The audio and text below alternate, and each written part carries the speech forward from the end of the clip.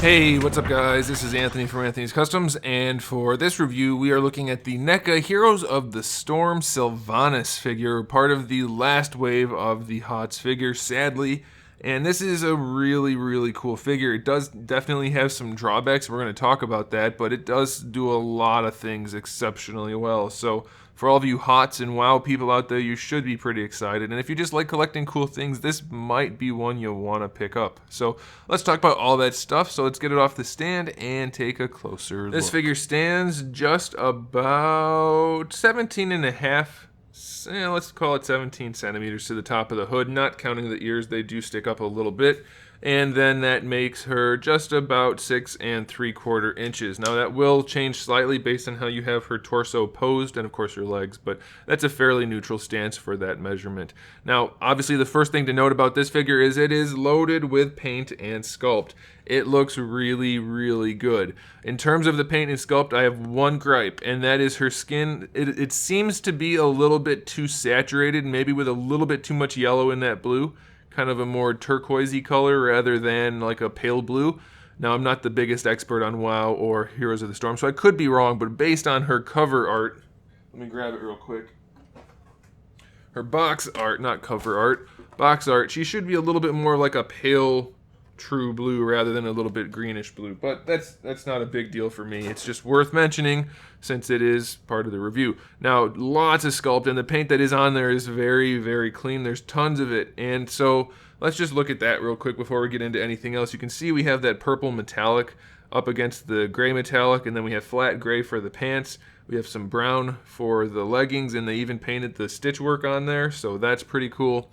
And then we have these gems, which I thought at first that they were translucent, but they're just shaded and painted with like a glossy kind of paint, and it looks really cool. I thought they were translucent, so they accomplished their task. The skin is a nice flat color, so that's really cool. They painted the skulls very nicely with the little glowing red eyes.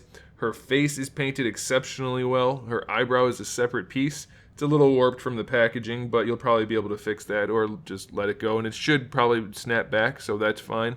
So just really cool looking figure. And then she has this cloth cape, which is really nicely done, and they used a spandex material for it, which means it's not going to fray, and it's a little stretchy, and it hangs pretty nicely, although it will take wrinkles, so be aware of that. But it looks really cool. They did a nice job with like the tattering at the bottom.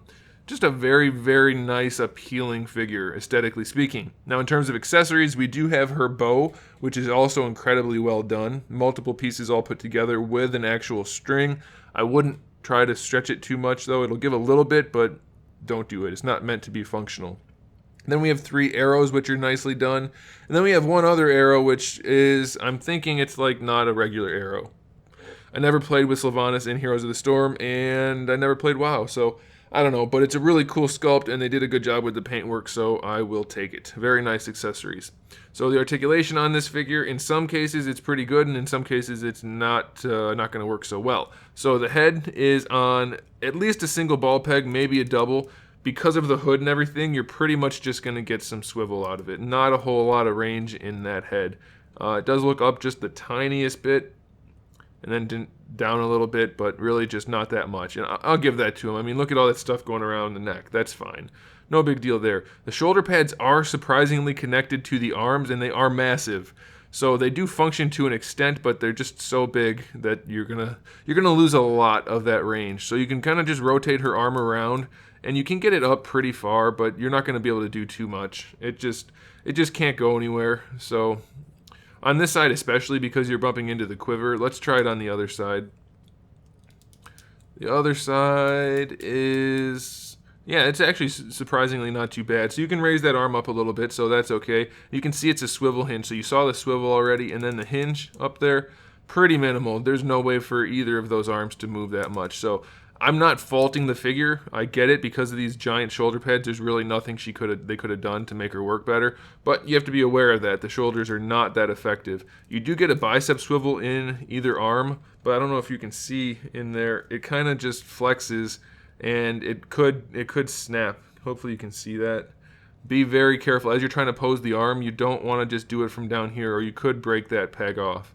But you do get a swivel in there, so that's okay. You technically have a swivel at the forearm as well, but it's kind of hard to make it swivel there because it'll just swivel at the top instead.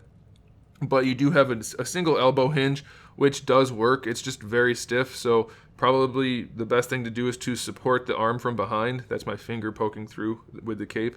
So support the arm from behind and then try to bend it, and then it should work. And you get about 90 degrees, so that's okay. And then you can probably test out that swivel in the forearm. Yeah, that's the best way to do that. So you can rotate the forearm around if you want to realign her armor however you want to, so that'll work. And then each wrist has a swivel and a hinge, so that's pretty good. Now, interesting thing about this is the fingers aren't really posed for holding an arrow. The arrow would be between the index and the middle finger, unless I'm going crazy, but either way, she does have an arrow holding hand on this side and a gripping hand for her bow on this side, so that's okay. Then we have a ball peg for her torso, which, here's the thing, the way they have it done, let me move this arm up a little bit. She's kind of almost always slouched over a little bit. Like, I want her to be extended, her abdominal section to be extended like that, but the way it's done is it wants to sit like that. So it's not ideal, but once she's posed a little bit, you're not going to really notice it too much. And you can rotate it around, but it's mostly just going to lean forward and back and a little bit side to side. It doesn't have the best range. You're going to kind of have to force it to rotate like that. Now for the hips, they're actually surprisingly good.